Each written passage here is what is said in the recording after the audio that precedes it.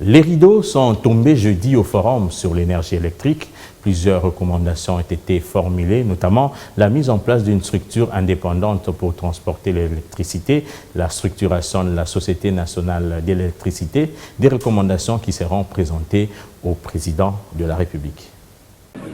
La mise en œuvre des cadres juridiques et institutionnels, la prospection de développement du secteur de l'énergie, la recherche des stratégies de financement, ainsi que la mise en place d'une structure indépendante pour le transport de l'électricité, des recommandations adoptées à l'issue du Forum national sur l'énergie électrique. Ces assises, qui se sont clôturées ce jeudi, ont eu le mérite de faire l'état des lieux du secteur de l'électricité en RDC.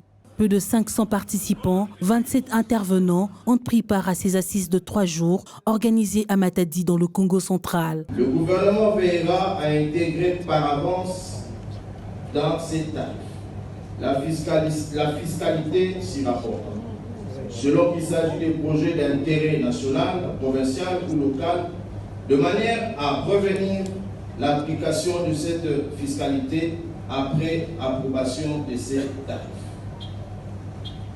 Élaborer à l'intention des investisseurs et promoteurs des projets privés du secteur un guide de l'investisseur, comprenant les dispositions essentielles de la loi sur l'électricité et ses mesures d'application. Des indications sur les projets faisant partie du programme de la mandature. La cartographie des sources de financement innovantes et relatives au secteur et des garanties de risque disponibles sur le marché financier international. Au cours des travaux, la recommandation relative à la restructuration de la SNEL n'a pas fait l'unanimité. Des recommandations jettent des jalons solides pour améliorer l'accès à l'électricité pour tous, mais aussi contribuer au développement intégral du pays à travers ses potentialités énergétiques.